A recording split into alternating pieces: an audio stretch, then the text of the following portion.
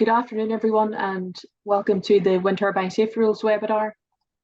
My name is Emma McIver, and I'm Technical Manager at the Energy Institute. I'm also joined by Ian Ord from Watson Ord Renewables.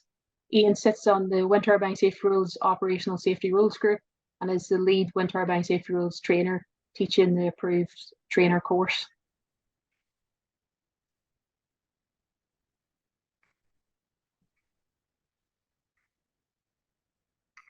So an outline of the agenda for this afternoon's webinar. So welcome, housekeeping, and introduction to the Energy Institute and the Wind Turbine Safety Rules from myself.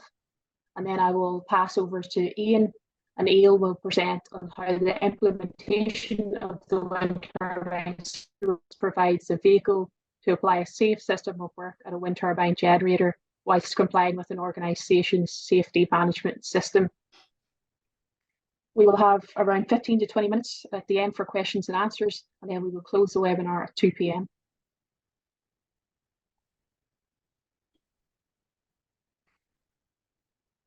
So housekeeping, this webinar is being recorded and it will be made available on the Energy Institute's YouTube channel 1 week after the event, so next Tuesday. All participants are muted except for Ian and I, and please post questions in the Q&A only. Do not post questions into the chat, they will not be picked up. So just any questions into the Q&A.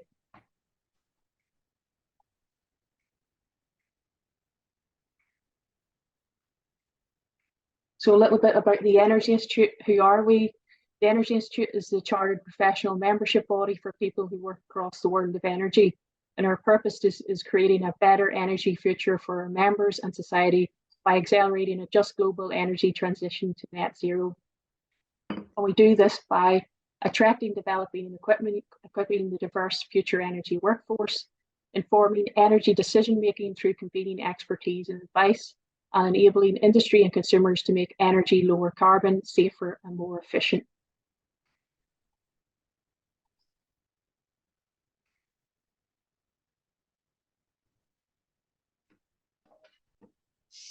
We also have a cross-industry good practice programme with over 100 publications, including standards, good practice guidance, research reports, and other resources.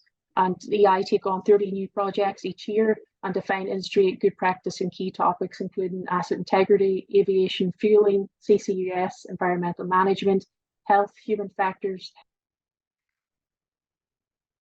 offshore wind through G+, power generation, and process safety.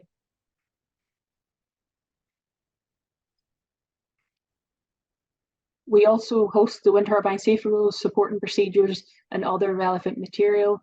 And we provide the Secretariat to the Wind Turbine Safety Rules Steering Committee and the Wind Turbine Safety Rules Operational Safety Rules Group. So what are the Wind Turbine Safety Rules? There are a model set of safety rules and procedures to help mobilize a safe system of work to manage the risks associated with a wind turbine, both onshore and offshore.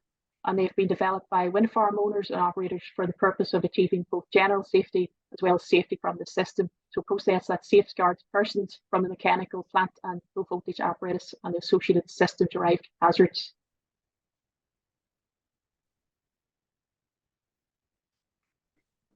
The general direction of the Wind Turbine Safety Rules is set by Safety On, together with members of G+, the Global Offshore Wind Health and Safety Organisation. And this diagram or picture on the screen for the purpose of this webinar just explains an outline of the committee. So in the middle, we have the Wind Turbine Safety Rules Steering Committee, and within the Steering Committee, we have Safety On board members and G+ members, board members sitting on the Steering Committee. And then reporting to the Wind Turbine Safety Rules Steering Committee is the Operational Safety Rules Group, which maintains and upkeeps the Wind Turbine Safety Rules, in which Ian is part of.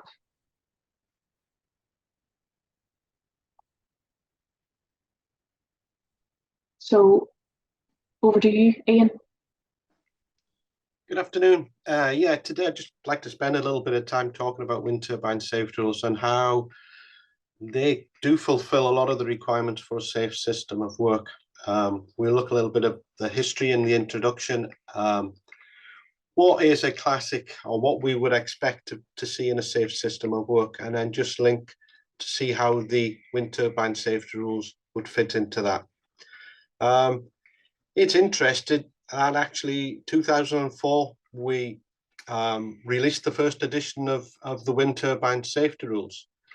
So next year, the 20 years old, so maybe a celebration is coming up or something like that. But they've gone through a lot of versions with updates and things like that, which reflect, I suppose, how the industry has changed and how companies have changed working in the wind industry. Culminating last year in June 21, when the 4th edition update was released for use.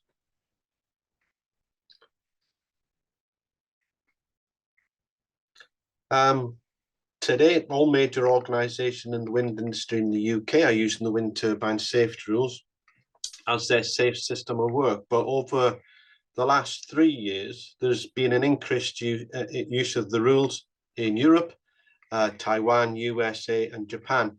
We're seeing a lot of interest in using what we see as a fairly simple process that provides the safe system of work and including safety from the system. Contractors now are implementing their own wind turbine safety rules, making it easier to contract out retrofits, main component changes to expert contractors. And there's been a standard core wind turbine safety rule course available for the last 5 years. And again, that training is accepted by all major organizations when they're taking on employees and contractors.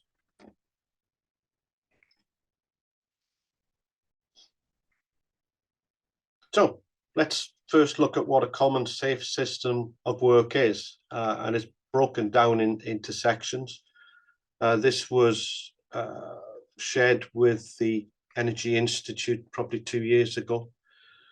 And it's important that we start, first of all, of understanding where the wind turbine or the wind farm that's going to be worked on, what the location is, obviously the type of platform, the type of wind turbine generator that you're using, and the simple things like how you get to the site. So there's a big difference between a wind farm up a mountain and a wind farm in the middle of the ocean.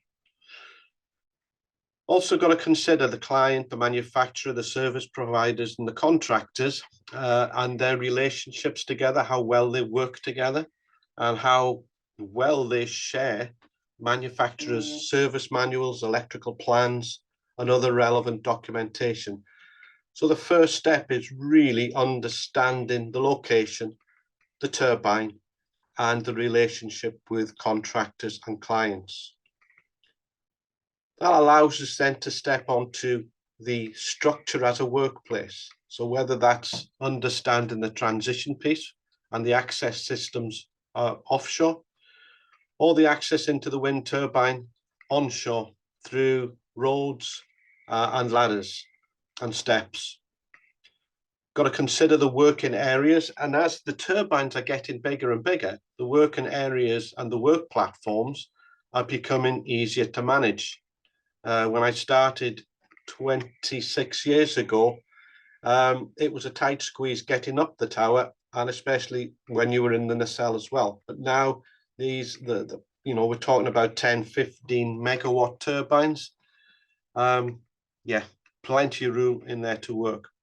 We've got to look at the lifting equipment, whether the hoists are available externally from the nacelle or internally through the towers. The evacuation equipment and the emergency procedures that have been built into the structure by design. We can then start to focus on the key element of the electromechanical system of the wind turbine. This electromechanical system needs to be defined so we fully understand all the components, the system voltages, the hydraulic systems, the pneumatic systems, the points of isolation, before we can actually understand where that low voltage electromechanical system comes to an end, and we have this boundary point between low voltage and high voltage electricity. The boundary point is the point where the wind turbine safety rules stops. Anything above the low voltage boundary would be under the wind turbine safety rules. All work would be under the wind turbine safety rules, whereas across the boundary and beyond to substations would be carried out, any work would be carried out under high voltage rules. Understanding, oh, sorry, go back there. You're a little previous. So understanding the system, we can then create isolation procedures to ensure that the work that we're doing on the wind turbine can be carried out safely. And if we have a mechanical plant and electrical apparatus isolated, should be safe to work on. We need to manage those isolation procedures so we don't get any mistakes. We need to know how to identify the points of isolation and how any isolation can be confirmed. There may be other safety precautions we also have to consider. And for example, if isolations need to be removed for some reason, they need to be replaced by an additional safety precaution.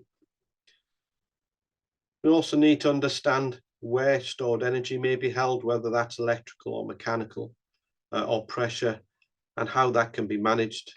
And also the methodology behind restoration of power supplies for testing and moving the hub.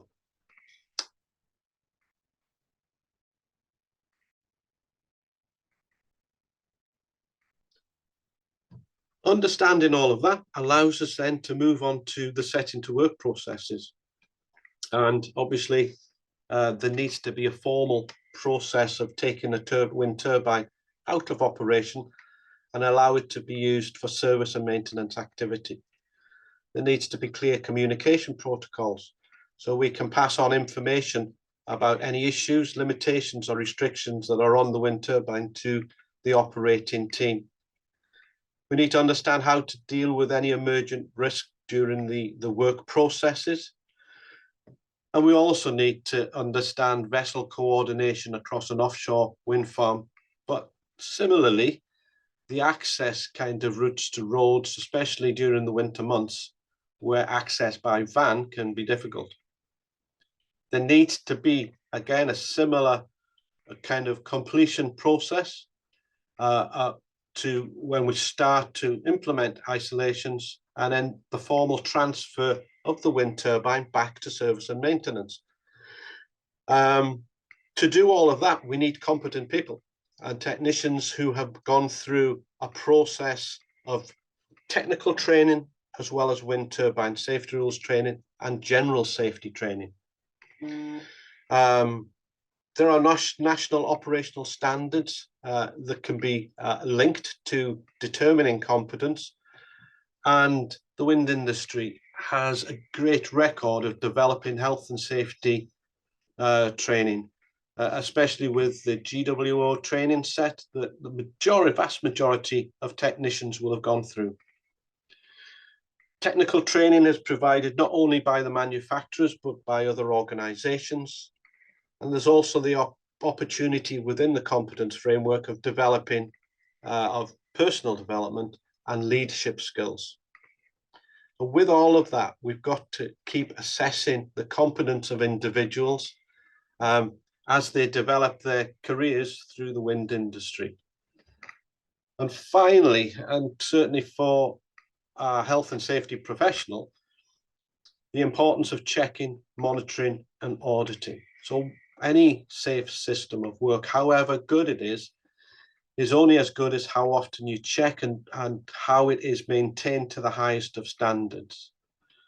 So we look at the different ISO standards that could be linked and used to audit. We should look at the technical assessment of the electromechanical systems and any changes and improvements that can be made. But it's important to continue to monitor safety performance throughout the process. Monitor and assess safety from the system procedures, how the isolations work, and checking that the technicians are applying points of isolation where they should do. And of course, probably the biggest thing is to manage change. The only constant in the wind industry is change, and that has to be managed carefully to make certain that change doesn't lead to an increase of risk.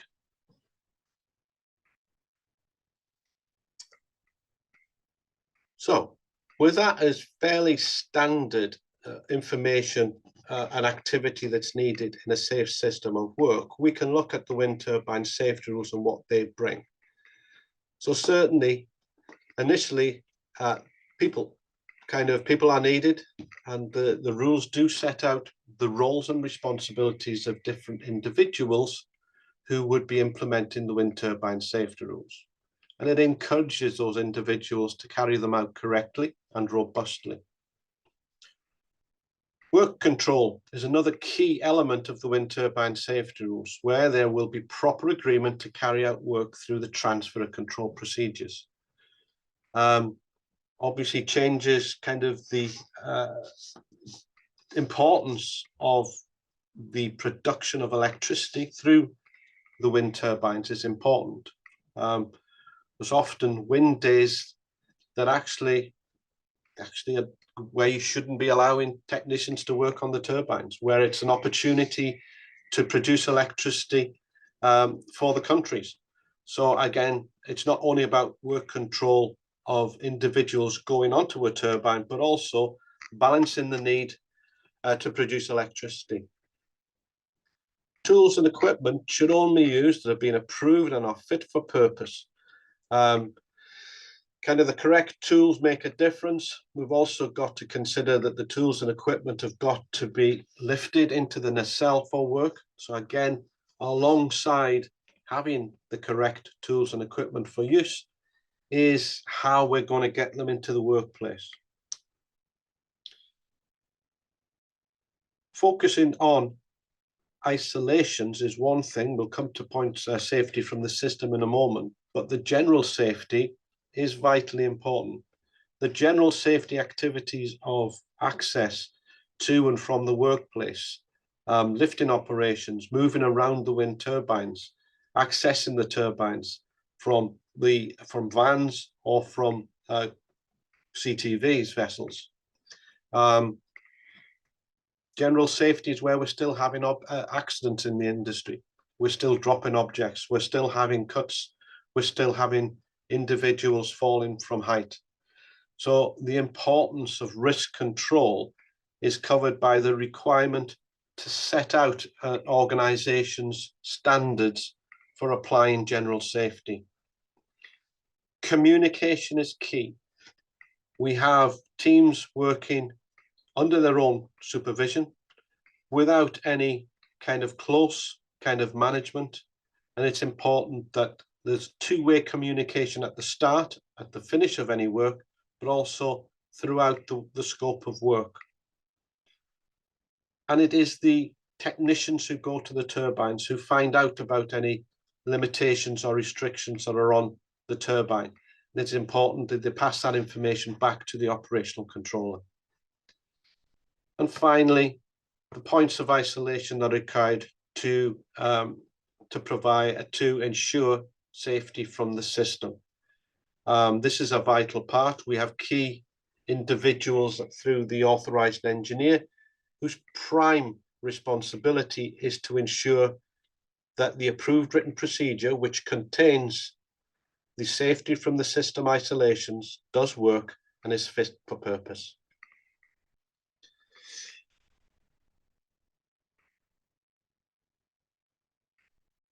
We have a set of documents that Emma mentioned earlier. These are approved through the Energy Institute, Safety On and G+, and are a common set of rules on the 4th edition at the moment, supported by 8 supporting procedures.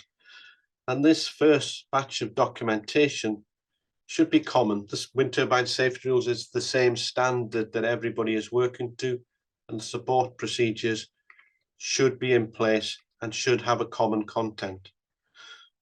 Those supporting procedures include the procedure for approval of documents, the approval of tools and equipment for use at the turbine, any formal objections on safety reasons, how a wind farm would be put into the set of rules and removed out of them, how an alternative safe system of work can be implemented at a site, the appointment of persons and their roles and responsibilities, and the procedures for interviewing and appointing them formally.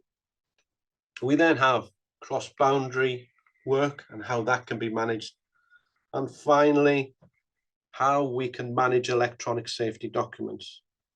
Now, over the years, many of these have been updated, and certainly work is going on at the moment to modify the cross-boundary work procedure. On the right-hand side, you can see a list of management instructions. And the difference here is that the management instructions are company-specific or site-specific. It is the interpretation by an organization on how they are going to facilitate the implementations of the wind turbine safety rules. These can be fundamentally different, and that will depend on the organization. Organizations may already have an auditing and checking procedure in place for their existing work, and it's simply a matter of linking the wind turbine safety rules into that auditing and checking process. Live working may already be detailed, but in whatever case, you either use what's in your safety management system, or an organization can draft their own management instructions.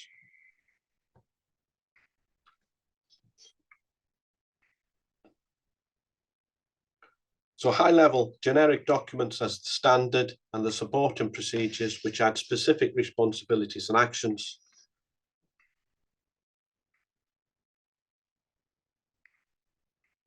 And finally, kind of site-specific or company-specific management instructions. The wind turbine safety rules contained defined terms: shall where reasonably practicable, and shall where practicable. And obviously this kind of leads to the content of the rules and watching out for those defined terms. There is a policy, philosophy and principles of the wind turbine safety rules, and 4 general provisions. Part A contains basic rules. Part B contains procedures and keys for isolations. Part C is a list of roles and responsibilities of persons. And Part D is the definitions that are used within the wind turbine safety rules.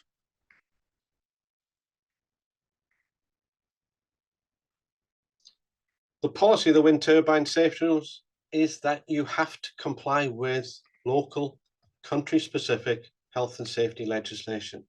So as the first in any safe system of work, you have to understand the legislation. Likewise, with the wind turbine safety rules, it is important that compliance with the wind turbine safety rules is one element, but complying with local legislation is a key responsibility for any organization. Your company, your organization, will therefore be responsible for ensuring a safe system work is in place and complying with health and safety legislation. And the wind turbine safety rules gives the vehicle for all that to be linked together.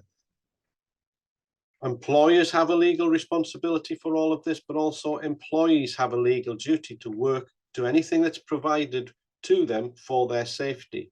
This is not just UK legislation. This requirement is in all European and American legislation.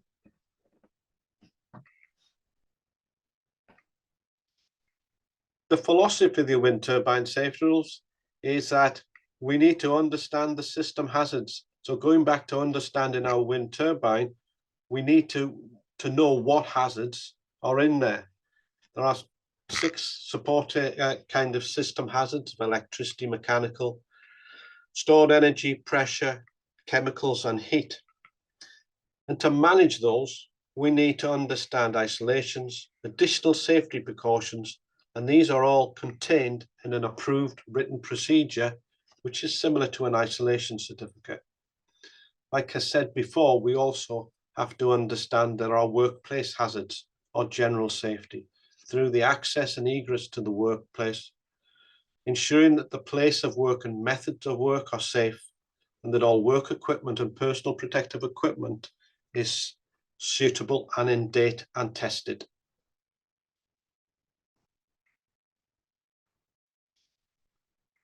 The 5 key stages within the philosophy of the wind turbine safety rules: that the turbine needs to be released from operation formally before safe conditions from the inherent dangers are applied to protect people at work.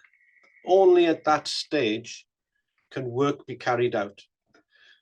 There also must be, following the end of the work, a clearance on completion of the work, that everything has been put back together, that all tools have been removed, and the turbine is put back into a safe condition before it can then be restored and returned to operational control. It is important to say at this stage, those 5 key stages that are laid down in the rules are reflected in all approved written procedures, which provide safety from the system.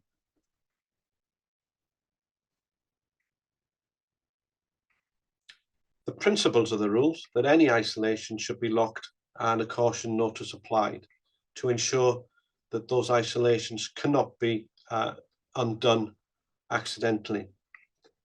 That where system or stored energy is identified, and the authorizing engineer will depend whether that needs to be drained, vented, released or contained, but whatever needs to be done has to be done to ensure the safety of individuals.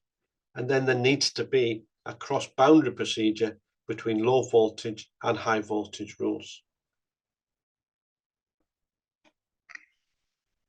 And the general provisions are: there needs to be a management instruction on what general safety has been interpreted by the organization and how it's going to be managed.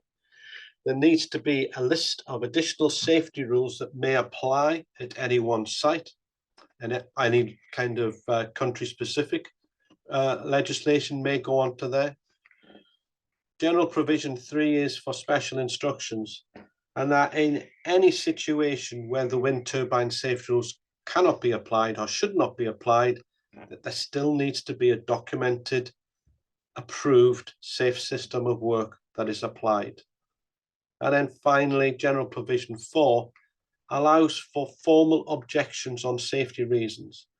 That's where any individual or an organization can formally object if they believe that they are being forced or encouraged to work unsafely.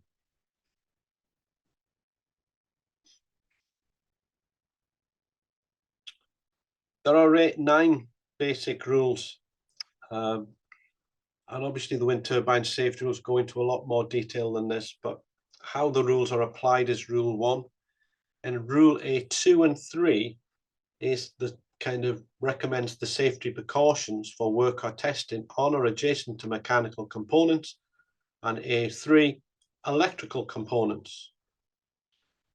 Rule A4 defines how safe operation of work on an electromechanical system can be carried out, and A5 kind of identifies that a demarcation of a work area can be used as a safety precaution if required. Rule A6 kind of notes the importance of keeping an identification of components within the electromechanical system. And that is kind of basically, if you remove the numbering system of cables and didn't replace those numbers to when you changed a cable, you would quickly lose control of the electrical system. Rule A7 indicates how the automatic and the remote functions of the electromechanical system have to be managed. It is important to note that in carrying out work under an approved written procedure where isolations have been implemented, automatic functions may affect that work. So the last thing we want is a wind turbine suddenly going into an emergency stop and with the blades kind of moving to zero if somebody's working in the hub. So the authorizing engineer is encouraged to look at automatic functions and making certain they are isolated when required. And the remote applications, obviously we don't want external influence on the turbine while technicians are working on that. So it's fairly common for technicians to remove the turbine from remote into local control. So it's only the teams themselves who can make any changes to the turbine when they're working on them.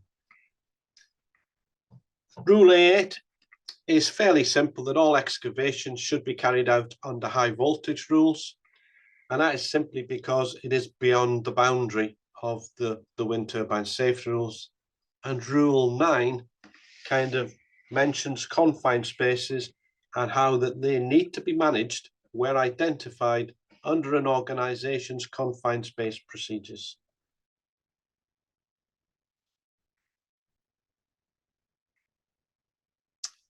Part B of the rules is about procedures and keys. And just kind of note that there should be locks and caution notice on all electrical isolations and mechanical isolations where practicable. That approved written procedures should be written for all tasks, approved by an authorizing engineer and updated when required. If isolations aren't required for any work package, routine operating procedures can be used. These can kind of a working party under an AWP would need to be led by an authorized technician, whereas routine operating procedures, the work party can be led by a competent technician. There will also be the requirement of a management instruction where any safety keys for locks may be lost, where an approved written procedure may be lost, or where an authorized technician who is leading the working party actually becomes unavailable to lead, whether that's through illness or accident. And part C of the rules actually lists the roles and the responsibilities of the responsible manager, who has the overall kind of responsibility to make certain time and resources are made available to implement the rules fully. The authorization officer makes certain that people are trained and have training records available, have certificates of competence signed before being appointed and interviewed and appointed to be an authorized technician or an authorized engineer. The authorizing engineer themselves have the critical role in the wind turbine safety rules of approving all approved written procedures. The authorized technician, again approved through a panel interview, leads working parties under an approved written procedure, whereas the competent technician only needs to be nominated and they lead a working party under a routine operating procedure. Operational controllers, again, will be nominated and they are key to carrying out and managing the transfer of control process every time a working party goes to a turbine. And finally, where we need specialist advice on any issues around isolations, the authorizing engineer can ask for a selected person to provide a selected person's report to give them that advice.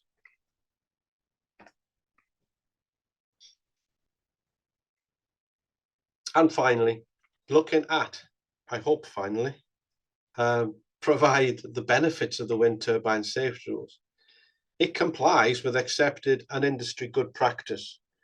It has been tested and is recognised, certainly in the UK, is recommended by the Health and Safety Executive as a safe system of work. It does provide a safe system of work and kind of therefore it for me, it provides that vehicle of testing out all different systems within an organization, safety management system, the training and kind of the personnel systems. All those things are required within this safe system of work. So therefore, it should be part of the safety management system. It allows management of individuals through authorization and appointment. The rigorous kind of competence requirements, interview panel, and the questioning actually leads to confirmation of competence before an individual takes on a senior role.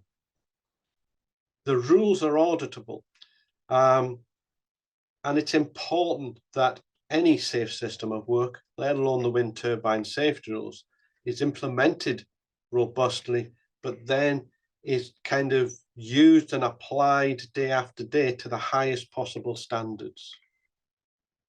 It provides ongoing confirmation of employees' competence, and a lot of organizations now, in their annual kind of assessment of each individual, will test out understanding of their roles and responsibilities under the wind turbine safety rules.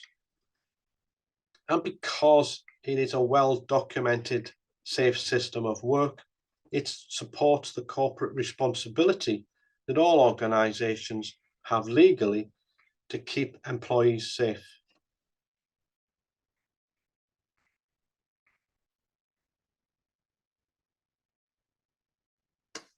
Bingo. Thank you very much. Thanks, Ian. That was brilliant. Thank you very much. So questions and answers. I'm going to stop sharing my screen and then open the questions. I see we've one in the chat currently, so I'll stop share.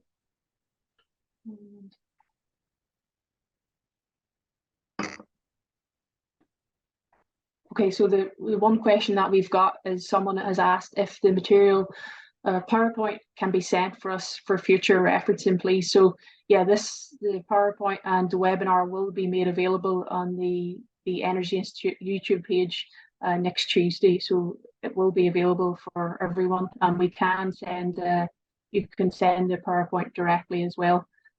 So I've put in the chat safetyon@energyinst.org.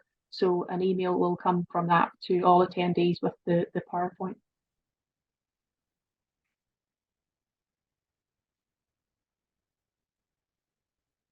Just going to check the chat for questions. Yeah, so Amy has put in, so if you have any questions, please put them into the Q&A. Just give it a few minutes to let people put the questions in. Probably 3 now.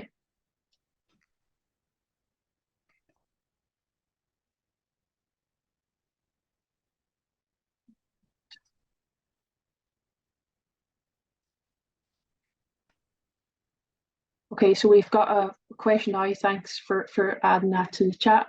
So Ian, does the supervision that a typical work party leader, i.e. AT or CT, applies to a task align with the expectations of what work supervision is as per the HSE? So the HSE have stated that they are not in favour of working supervisors, i.e. if they are carrying out task work, how can they be supervising? Yeah, I think it's an unusual working environment that we have, and certainly as most work parties are either 2 people or 3 people, it would be, I suppose, wrong to just have one individual who is supervising the work. So I think the more of, not necessarily supervision, but they are leaders of the working party, take on a key role in doing the work, but also their key responsibility of following the AWP and the isolations. On more complex jobs where you see major component changes, however, I think there is some benefit in those cases to have an individual who is supervising different elements of the work, but we don't have kind of separate supervisors within the working parties normally. Okay, thanks, Ian. And then another question coming in is, how do you think this can be adopted into new markets, new companies and country regulators? Well, certainly over the last few years, we've implemented the rules now in Denmark, Germany, Holland, Sweden, Taiwan, and America. And the key is if an organization or a kind of representative body in a country is interested in the wind turbine safety rules, the first thing is to assess the legislation and how the basic rules, the wind turbine safety rules and the content fit with any legal standards in the country. We kind of certainly, actually there's a workshop tomorrow assessing the wind turbine safety rules against the updated EN 50110, just to make certain that aligns with that, so we can do similar exercises wherever they may be implemented. Thanks, Ian. And another question that we've got in is, are there any specific guidelines in these rules regarding confined spaces in wind turbines, or does it state too simple? Is it too simple to reference company rule on confined spaces as explained? Yeah, it simply says that you need to kind of assess a confined space and follow your own company's procedures. In the UK, it is very prescribed, confined space regulations, and it actually prescribes what a confined space is. Whereas it's more about managing access to confined spaces in other countries. So again, the pointer in the wind turbine safety rules is to follow your own safety management system procedures for confined space.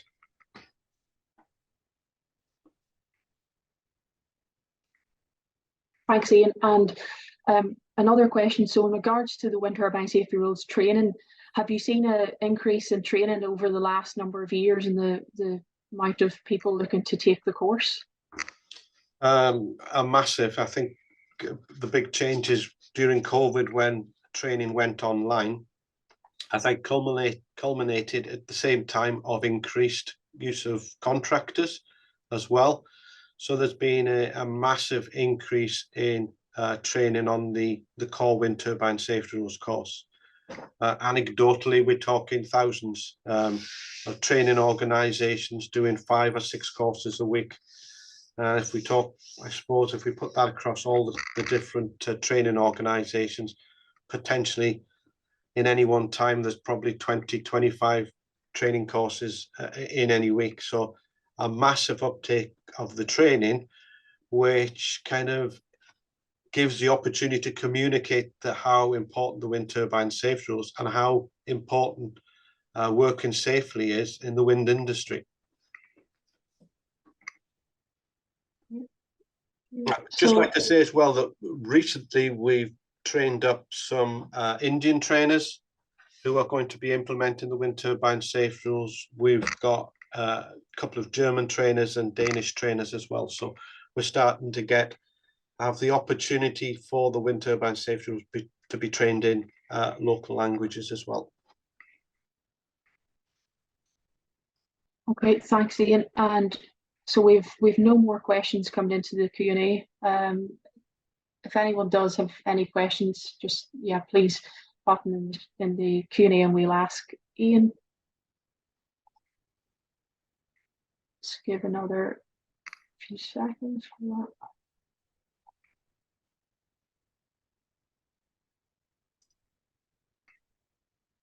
So yeah, I think that is all the questions we've got, Ian, and you've answered them all. If anyone does have any questions after the webinar, please feel free to email them to safetyon@energyints.org and we'll get back to you and be able to answer those.